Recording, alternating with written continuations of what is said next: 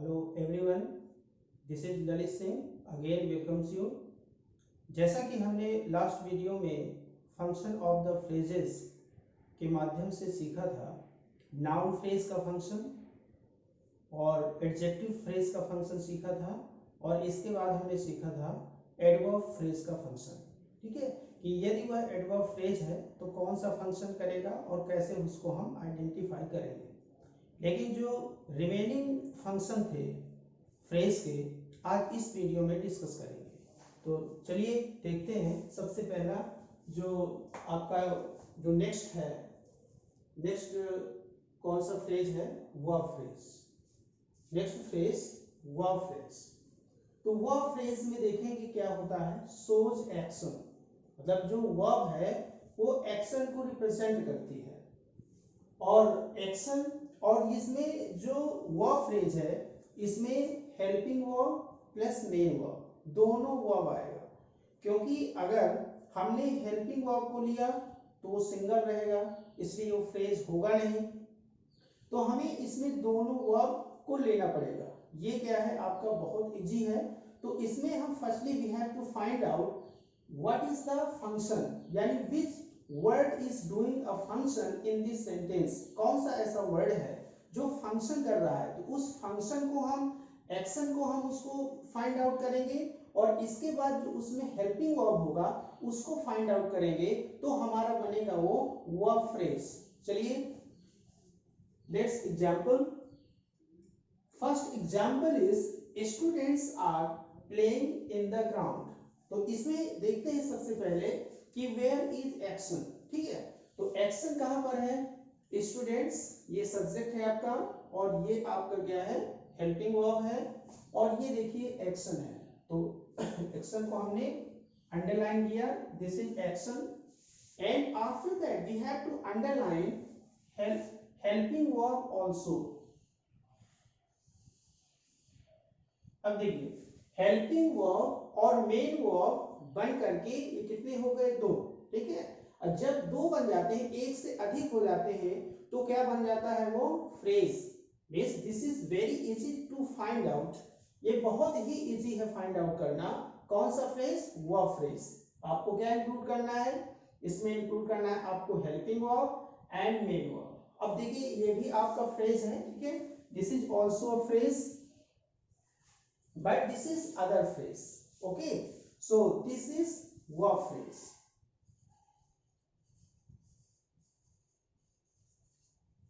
Next one is same as you have to find out in this sentence also.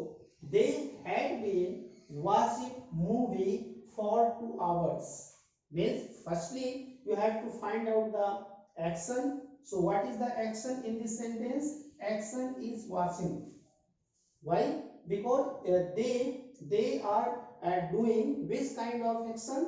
They are doing watching, means वो watching का action कर रहे हैं, देखने का एक्शन कर रहे हैं। तो ये देखिए एक्शन है। अब एक्शन के पहले जो आपका आएगा, ये आएगा आपका, ये देखिए ये हेल्पिंग वर्ब हो गया और ये मेन वर्ब हो गया। अब दोनों को मिला करके, ठीक है, इंक्लूड करके दोनों को मिलने के बाद ये क्या बन गया? ये आपका बन गया verb phrase. Verb phrase, and this is also phrase, but this is not verb phrase because here is no action. क्योंकि यहाँ पर कोई एक्शन नहीं है, इसलिए ये verb phrase नहीं है। चलिए next, we were going to market means firstly subject, helping verb and main verb. So find out action. What is action? Going is action and were is helping verb. So दोनों मिला करके ये क्या बन गया आपका? Verb phrase. Verb phrase, verb phrase. To market, to market, कहाँ जा रहा था वो? मार्केट जा रहा था। तो ये आपका बन गया वर्ब फ्रेज। ठीक है, और ये भी आपका फ्रेज है। ठीक है, ये टू मार्केट, लेकिन ये आपका कौन सा फ्रेज नहीं है? This is not verb phrase because this not represent action, क्योंकि ये एक्शन शो नहीं करता, इसलिए आप वर्ब फ्रेज नहीं है। Next one is we shall go, sorry, we shall go to school tomorrow. We shall go to school tomorrow. Where is action? Action is this. And where is helping verb? And this is helping verb. So this is including both represent verb phrase and verb phrase. Okay, here is only one phrase. So this is very easy to find out the verb phrase, because firstly you have to find out the action, then you have to find out the helping verb. Same process apply with all the sentences. सारी sentences में यही process को apply करना है। जहां पर action होगा वो आपका verb phrase होगा, और action नहीं है तो आपका other phrase होगा। ये हमें याद रखना है। Next one is prepositional phrase. Means what is the function of the preposition? Means function of the preposition is express relation of one noun or pronoun to other word of the sentence. मतलब जो preposition होता है, preposition का function ये होता है कि एक noun या pronoun का relation या संबंध sentence के दूसरे word से express करता है। क्या express करता है? relation, यानी संबंध को express करता है। ठीक है, तो इसमें हमें सबसे पहले इसमें प्रीपोजिशनल फ्रेज में फाइंड आउट करने के पहले हमको ये देखना है कि वेयर इज प्रीपोजिशन। सबसे पहले हमको प्रीपोजिशन को फाइंड आउट करना है, और प्रीपोजिशन को फाइंड आउट करने के बाद ये देखना है कि दिस एक्सप्रेस रिलेशन और नॉट, ये देखना है कि ये एक्सप्रेस करता है कि नहीं करता। लेकिन एक चीज आपको और बताना है कि देखिए, चाहे वो एडवर्ब फ्रेज हो, चाहे वो जो भी फ्रेज हो, ठीक है, यानी अगर उसमें प्रीपोजिशन लगा है तो हम उसको किस कैटेगरी में रख सकते हैं? उसको हम रखते हैं प्रीपोजिशनल फ्रेज की कैटेगरी में। क्यों? क्योंकि जो प्रीपोजिशनल फ्रेज होता है उसके दो फंक्शन होते हैं, या तो वो एडजेक्टिव का फंक्शन करता है या तो फिर वो एडवर्ब का फंक्शन करता है। ये ध्यान देंगे, तो उसमें दिमाग में ये नहीं आपकी बात आनी चाहिए कि ये एडवर्ब का फंक्शन कर रहा है। वो दो फंक्शन करता ही करता है, या तो वो एडजेक्टिव का फंक्शन करेगा या तो फिर वो एडवर्ब का फंक्शन करेगा। लेकिन उसमें ये कंडीशन है कि देयर शुड बी प्रीपोजिशन, वहां पर प्रीपोजिशन होना मस्ट है। तो ये ध्यान हमको देना है। तो देखिए, द एक्स्ट्रा बुक्स नाउन है आर इन द अलमीरा। ठीक है, अलमीरा में एक्स्ट्रा बुक हैं। तो सबसे पहले वेयर इज प्रीपोजिशन। अब जिसने प्रीपोजिशन पढ़ा होगा वो समझेगा कि कहां पर प्रीपोजिशन है। देखिए, वेयर इज प्रीपोजिशन, ये आपका प्रीपोजिशन इन, और इसके बाद जो अदर वर्ड है उसका, भाई उससे जो रिलेटेड वर्ड है वो क्या है? द अलमीरा। ये इन द अलमीरा, ये कौन सा फ्रेज हो गया आपका? Preposition phrase. और अगर इसको, अब ये यहां पर देखिए किससे रिलेशन बता रहा है? This express relation to the books. किससे बता रहा है? बुक्स का रिलेशन बता रहा है कि जो किताबें हैं वो कहां पर हैं? अलमीरा में। मींस प्लेस को बता रहा है ये, ठीक है। और प्रीपोजिशन प्लेस, टाइम, डायरेक्शन ये भी बताता है, ठीक है। तो ये जो प्रीपोजिशन फ्रेज है, क्यों प्रीपोजिशन फ्रेज है? बिकॉज हियर इज प्रीपोजिशन, ये प्रीपोजिशन है, इसलिए यहां पर इसको हम क्या कंसीडर करेंगे? Preposition phrase. अब देखिए, अगर इसमें ध्यान दिया जाए तो ये क्या है? बुक्स को का रिलेशन बताता है, और बुक्स क्या है? आपका नाउन है। तो अगर जो नाउन के बारे में डिस्क्राइब करता है वो कौन सा फ्रेज होता है? एडजेक्टिव फ्रेज होता है, ठीक है ना। लेकिन मैंने आपको पहले ही बता दिया है कि वो एडवर्ब में भी रहेगा और नाउन में भी रहेगा, ये आपको ध्यान देना है। लेकिन कोई बात नहीं, इसमें यहाँ पर हमको किससे मतलब है? प्रीपोजिशन से। और किससे मतलब है आपका? अदर वर्ड से। तो देखिए, ये आपका ये प्रीपोजिशन फ्रेज है, ठीक है। क्यों? Because express relation to the books, क्योंकि ये बुक से रिलेशन को बताता है। चलिए next, the boy jumped across the lawn. Preposition find out. So this is preposition, and what is other word? Other word is the lawn. So this is prepositional phrase. This is prepositional phrase, and this express relation to the other word of the sentence. So this express relation to the jumped. Okay, आपने देखा होगा कि jumped क्या है आपका? Verb है, और अगर वर्ब को क्वालिफाई करने वाला क्या होता है? एडवर्ब होता है, ये भी पढ़ा होगा। लेकिन यहाँ पर ये सब मैटर नहीं करता। ये ध्यान देना है कि अगर एग्जाम में आता है तो वहां पर ये लिख करके नहीं आएगा, या तो लिख करके आएगा कि प्रीपोजिशनल फ्रेज को फाइंड आउट कीजिए, या तो फिर आएगा कि एडवर्ब फ्रेज को फाइंड आउट कीजिए। ठीक है, दोनों एक साथ नहीं आ सकते। क्यों?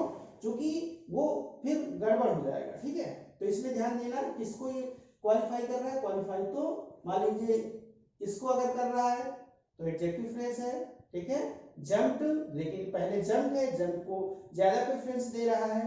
तो देखिए ये क्वालिफाई दो ही फंक्शन करता है प्रीपोजिशन वाला, तो एडजेक्टिव का या तो फिर एडवर्ब का। लेकिन प्रीपोजिशन प्लस अदर वर्ड मिलाकर के आपका क्या बनता है? Prepositional phrase. तो देखो ये आपका prepositional phrase, prepositional phrase. Next one is the balloon flew over the roof. So where is preposition? ये अदर वर्ड क्या है? The roof. This is prepositional phrase.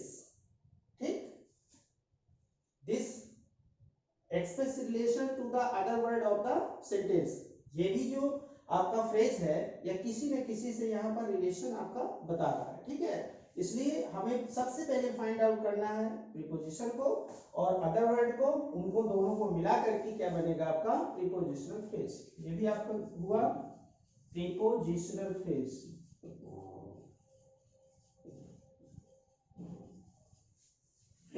Next one is he is looking at me.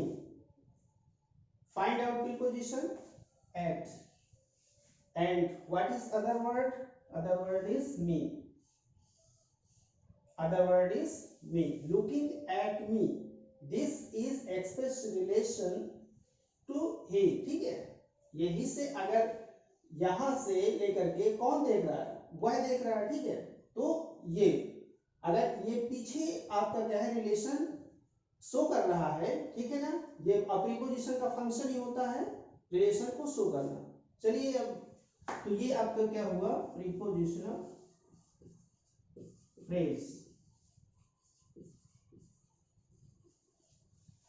और इसमें ज्यादा दिमाग खर्च करने का जरूरत नहीं है, सिर्फ प्रीपोजिशन को फाइंड आउट कीजिए, अदर वर्ड को, और उसको अंडरलाइन करिए। This is preposition phrase. ठीक है, और जब इसका बहुत डीपली फंक्शन होगा तब उसमें सारा चीज डिस्कस किया जाएगा।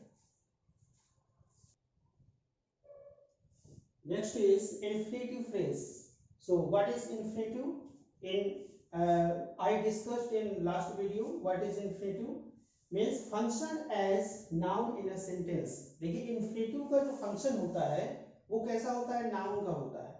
और नाउन के जो फंक्शन होते हैं या तो सब्जेक्ट का फंक्शन करेगा या तो ऑब्जेक्ट का। तो चलिए ध्यान देते हैं सबसे पहले, where is infinitive? Means to plus verb first form is infinitive. ठीक है, तो टू कहां पर है? ये है, और ये आपका वर्ब का फर्स्ट फॉर्म है। ठीक है, to plus verb first form is infinitive. ठीक है, और लेकिन इसका फंक्शन होना चाहिए कैसा function? In place of subject rather in place of object. या तो सब्जेक्ट के प्लेस में होना चाहिए या तो फिर ऑब्जेक्ट के प्लेस में होना चाहिए, तब वो इंफिनिटिव है। ठीक है, तो चलिए फाइंड आउट करिए। Where is to? To. Verb first form this, and other word is trees. To plant trees, this is infinitive phrase. Why infinitive phrase? Because this is in place of subject and function as a noun। ठीक है, तो ये आपका हो गया infinitive phrase। and second one is, second phrase is for nature। ठीक है, but we are talking about here only infinitive phrase, so we have to underline only infinitive phrase. Second one is they want to eat fruits. So where is to? Verb first form eat, then other word fruits, infinitive phrase, and function as a noun. और ये किसके place में है? This is in place of object. किसके place में है? Place है object. Function आप किसका है? नाउन. ठीक है. Third one is I asked to sit on the chair. So where is subject? Subject is I. Ask is verb, main verb, and infinitive to plus verb first form. To sit, and other word is this. Okay, we have to underline whole of the. देखिए हमको पूरा का पूरा जितनी बात है ना उसको कवर करना पड़ेगा, क्योंकि ये पूरा का पूरा किसमें है? This is in place of object, क्योंकि ये ऑब्जेक्ट के प्लेस में है. अगर आप यहां पर तक कवर करते हैं ना, टू सिट यहां तक कवर करते हैं तो क्या हो जाएगा? वो पूरा सेंस नहीं देगा. ठीक है ना. और ये ऑन द चेयर फिर ये अलग फ्रेज बनेगा, इसलिए टू सिट आपका इंफिनिटिव हो गया, and on the chair this is other word. ठीक है. तो here we include it as a other word, तब आपका सेंस कंप्लीट होगा और ये बनेगा आपका इंफिनिटिव फ्रेज, क्योंकि इसका कंडीशन होता है कि infinitive plus other word. So this is infinitive phrase. Infinitive phrase and function as object in a sentence. Function किसका कर रहा है? ये ऑब्जेक्ट का. तो बहुत ही आसान है. Find out to infinitive phrase and function. Function आपको ध्यान देना है सब्जेक्ट का या तो फिर ऑब्जेक्ट का करेगा, और ध्यान देना है फाइंड आउट में कि to plus verb first form plus other word, ये आपको पूरा का पूरा कवर करना है. Then complete infinitive phrase. Next one is and last gerundial phrase. तो देखिए जो जेरेंड होता है, आपने पढ़ा होगा जेरेंड. जेरेंड क्या होता है? Verb first form plus ING. ठीक है. यानी वर्ब फर्स्ट फॉर्म आईएनजी बनकर मिल करके आपका जेरेंड बनता है, और उसी को हम अगर दो वर्ड मिल जाते हैं, verb first form plus ING plus other word मिल जाता है, वही बन जाता है आपका जेरेंडियल फ्रेज. देखिए फंक्शन क्या होता है? Same function as infinitive. इसका भी फंक्शन नाउन का ही होता है. ठीक है. जेरेंडियल किसका फंक्शन करता है? जेरेंड किसका फंक्शन करता है? ये नाउन का ही फंक्शन करता है. इसलिए नाउन का फंक्शन मींस क्या है कि सब्जेक्ट के प्लेस में आएगा या तो ऑब्जेक्ट के प्लेस में आएगा. जैसे एग्जांपल के लिए, for example verb first plus ING means eat is first form of the verb and plus ING मिलकर के क्या बना आपका? ईटिंग. ठीक है. तो ईटिंग आपका क्या है? ये बन गया आपका जेरेंड. लेकिन हर जगह पर जेरेंड नहीं होता है. ठीक है. इसका फंक्शन क्या है? मेन वर्ब की तरह होता है और जेरेंड की तरह भी होता है. तो ये फाइंड आउट करना है आपको, where is main verb and where is gerund. कहां पर जेरेंड है और कहां पर ये मेन वर्ब है, ये ध्यान देना है. ठीक है. तो देखिए first example, eating balanced diet is more effective. ठीक. तो इसमें सबसे पहले क्या करना है कि जो जेरेंडियल फ्रेज है उसमें फाइंड आउट करना है where is ING form. Where is ING form. तो सबसे पहले हमको आईएनजी फॉर्म को अंडरलाइन करना है, लेकिन ये जरूर ध्यान देना है कि दिस इज मेन वर्ब और नॉट. ऐसा तो नहीं है कि ये मेन वर्ब हो. अगर मेन वर्ब होगा तो जेरेंड नहीं होगा. ठीक है. और अगर मेन वर्ब नहीं है तो जेरेंड होगा. ठीक. तो देखिए ईटिंग बैलेंस्ड डाइट. अब वीडियो में स्टार्टिंग में बताया गया था कि gerund plus other word, gerund plus other word बताया गया था. तो देखिए verb first form plus ING and balanced diet. ये अदर वर्ड क्या है आपका? ईटिंग बैलेंस डाइट, ये मिल करके आपका कौन सा फ्रेज बना, ये बना आपका जेरेंडियल फ्रेज, ईटिंग बैलेंस डाइट। ये पूरा हमें इंफॉर्मेशन अंडरलाइन करना पड़ेगा, ठीक है, अंडरलाइन करना पड़ेगा। तो eating balanced diet, this is your gerundial phrase. Why? Because this is in place of subject and function as subject, क्योंकि ये सब्जेक्ट का फंक्शन कर रहा है और ये सब्जेक्ट के प्लेस में है, इसलिए ये आपका जेरेंड है, ठीक है। तो ये हो गया ये gerundial phrase, place of subject. Next one is I enjoy listening radio. So subject main verb, किसी भी सेंटेंस में एक ही मेन वर्ब आएगा, ये हमेशा आपको याद रखना है, ठीक है। Always lock in your mind, in a sentence there is only one main verb. अगर दूसरा कोई वर्ब आ रहा है तो या तो वो इन्फिनेटिव होगा या तो फिर वो जेरेंड होगा, लेकिन डबल मेन वर्ब कभी नहीं आ सकता, ध्यान देना। तो देखिए सब्जेक्ट मेन वर्ब, ये आपका ये मेन वर्ब हो गया, और लिसनिंग ये आईएनजी फॉर्म में है, इसलिए यहां पर क्या है, एक मेन वर्ब आ गया ना तो दूसरा मेन वर्ब नहीं आएगा, इसलिए अगर मेन वर्ब नहीं है, सो what is this, this is gerund, and so gerund and other word you have to underline it. This is gerund phrase. Okay,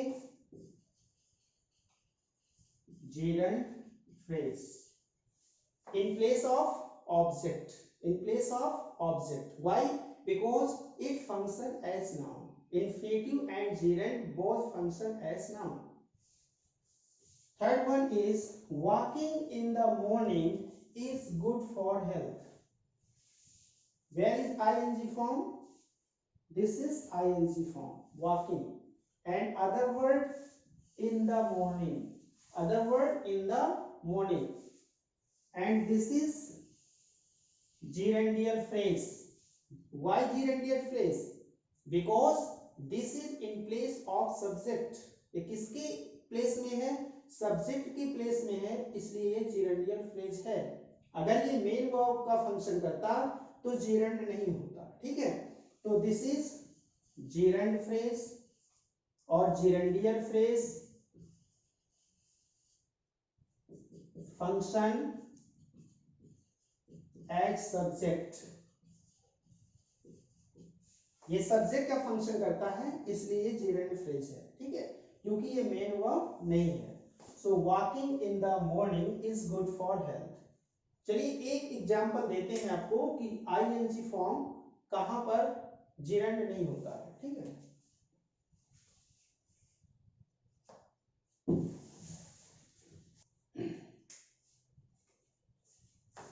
He is writing a letter. He is writing a letter. This is subject, this is helping verb, this is main verb, and a letter is an object, और ये क्या है आपका object है। अब इसमें देखना है कि आईएनजी फॉर्म कहां पर है, this is ING form, but what is the function of this word, लेकिन इसका हमें फंक्शन देखना है कि क्या है। यदि मेन वर्ब का फंक्शन कर रहा है तो ये होगा आपका मेन वर्ब, यदि नाउन का फंक्शन कर रहा है तो ये होगा जेरेंड। देखिए इज आपका हेल्पिंग वर्ब एंड राइटिंग, क्योंकि this is helping verb of present continuous tense, ये प्रेजेंट कंटीन्यूअस टेंस का हेल्पिंग वर्ब है, इसलिए इसके बाद जो मेन वर्ब आता है वो कौन सा मेन वर्ब आता है, ING form of the verb. तो यहां पर ये जो राइटिंग है ना, ये क्या है आपका जेरेंड नहीं है, ठीक है ना, जेरेंड नहीं है। क्यों? क्योंकि ये मेन वर्ब का फंक्शन कर रहा है, तो ये हमें याद रखना है। अगर ये आईएनजी फॉर्म सब्जेक्ट का या ऑब्जेक्ट का फंक्शन करता है तो होता है gerund phrase, otherwise this is main verb. और नेक्स्ट जो वीडियो होगा वो क्लॉज पे होगा, इसलिए आप इसको अच्छे से रिवाइज करें तो फ्रेज के बाद क्लॉज ही आता है। एंड अगर आपको ऐसा लगा हो कि इसमें कुछ अलग कंटेंट है, then like and share. Thank you watching video.